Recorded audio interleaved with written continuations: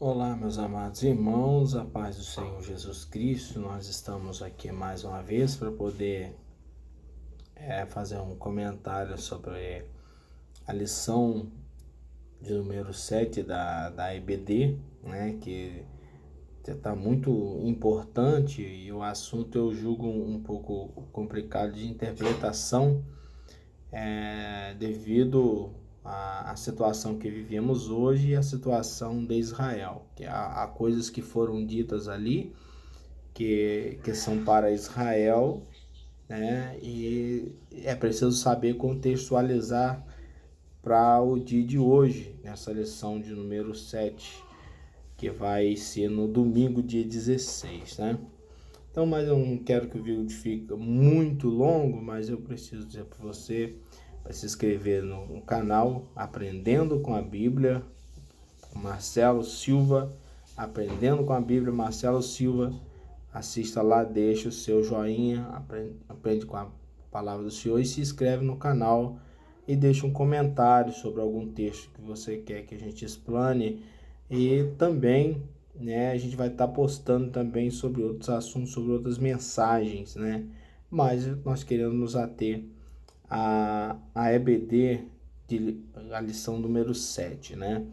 Para que os irmãos compreendam um pouco mais com respeito a essa lição do povo de Deus deve separar-se do mal, né? Então, devemos contextualizar nos nossos dias e também contextualizar para os dias de Israel, para o povo de Israel, para o que estava acontecendo na reconstrução das muralhas de Jerusalém e também do templo, né? Nós temos aqui, sem mais delongas, não esquece de dar o seu like, se inscrever no canal, né, para que a gente possa compreender que o conteúdo está sendo útil, né, para alguém, o conhecimento que está sendo passado, mesmo que um conhecimento não tão profundo quanto os Elianai Cabral, que são todos esses os nossos príncipes ensinadores no Brasil, né? Mas com um certo conhecimento que o Senhor Deus nos deu, né? E nós queremos compartilhar com os irmãos, né? Também temos algum curso da parte da Bíblia e viemos estudando a Bíblia ao longo de alguns anos, né? Então vamos ao texto áudio, né? Que fala para nós os dias atuais, os dias odiernos, né? Diz assim: pelo que saí do meio deles e apartai-vos, diz o Senhor, e não toqueis nada imundo, eu vos receberei, né? 2 Coríntios 6,17. Esse texto, né, de Coríntios, logo no Novo Testamento aqui, está falando para a igreja atual, né? Para nós outros que estamos vivendo agora, né? Então, esse texto, né, ele está falando, né, de uma separação, né? Separação. Toda vez que você estiver lendo a Bíblia e topar a palavra consagrado, né, separado, quer dizer a mesma coisa, né? Que a palavra santificação quer dizer separação, né, do mal. Sede santo porque eu sou santo. Então a gente precisa ser um povo de Deus separado do mundo. E quando fala assim do mundo, está falando de práticas e não de pessoas. É preciso compreender isso, tá? É separar-se de práticas que desagradam a Deus e que a Bíblia condena, e não de pessoas, né? Como, por exemplo, como poderíamos pregar para alguém se não chegássemos perto delas, né? Então é preciso ter cuidado dessa separação. A separação é de práticas, de costumes que não agradam a Deus e não de pessoas, né? Então, ao saber disso, que nós devemos separar-se do mal e não das pessoas, às vezes a pessoa tem o mal, né? Nós devemos saber lidar com a pessoa separando-nos do mal, né?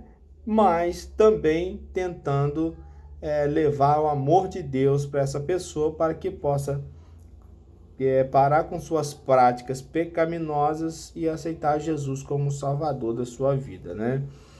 E quanto ao contexto de Israel, nós vamos entrar agora no contexto de Israel, foi nessa lição aqui dado para nós, né, que a própria Bíblia está ensinando aqui, que foi liberado para os judeus, né, voltarem a Jerusalém, e só os judeus, tanto que o texto aqui diz que, e a Bíblia também diz que teriam que ser judeus comprovado com sua genealogia. O que é genealogia, né?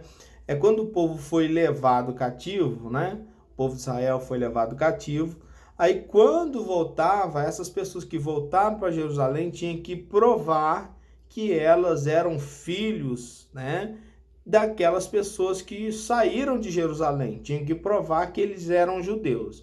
Tanto que o texto diz aqui que algumas pessoas não puderam ajudar na reconstrução do templo nem dos muros, porque não conseguiram provar que eram realmente, né, descendentes de judeus, né? Diz até um certo número aqui de pessoas, de 650 e alguma coisa, de pessoas que não conseguiram comprovar. Algumas eram verdadeiramente judeus, mas por não poder provar, né, não participaram da reconstrução do templo.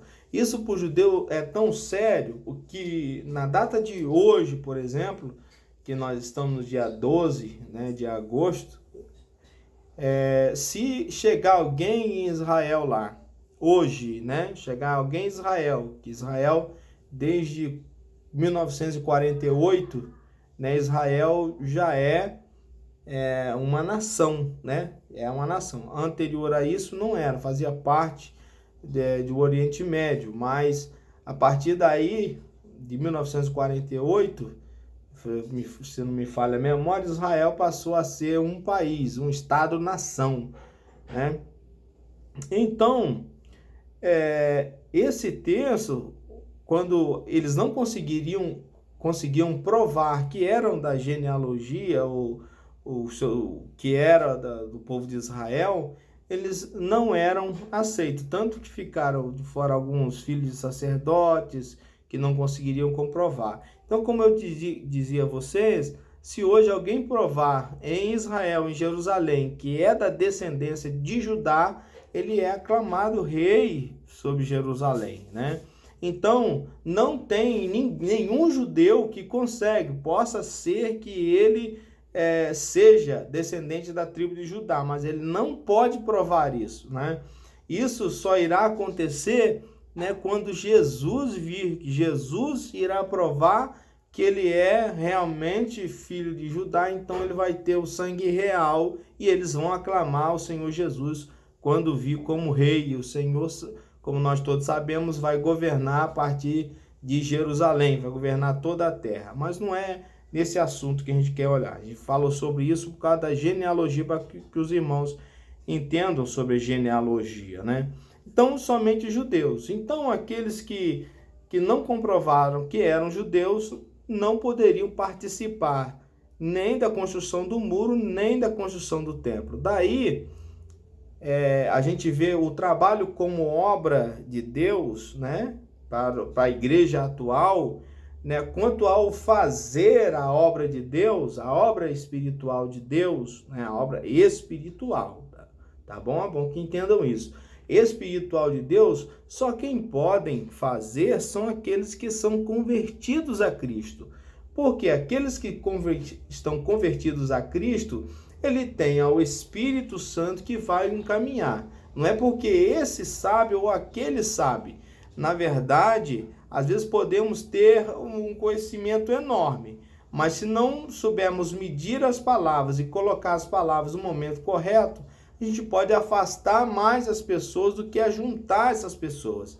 Por isso que é necessário que seja uma pessoa crente, a pregar o evangelho. Por quê? Porque quando a gente for falar para convencer o pecador, logo o Espírito Santo de Deus vai entrar na nossa vida e vai falar através de nós para convencer o pecador.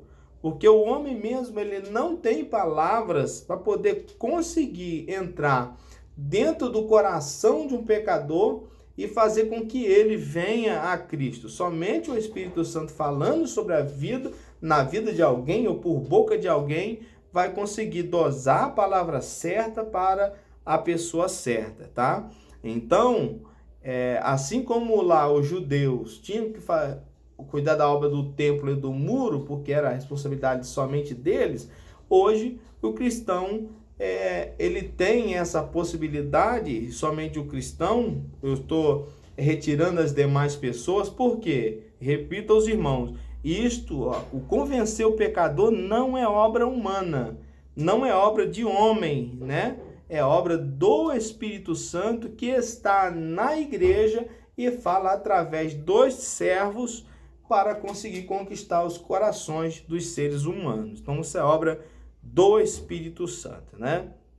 Mas vamos seguir para o nosso vídeo não ficar muito comprido, né? Nós já falamos dessa parte sobre os judeus que retornaram, então, e para nós, né? Às vezes a pessoa fala assim, não, mas a pessoa não é crente, ela pode pregar o evangelho, né? Mas alguém pode citar o texto como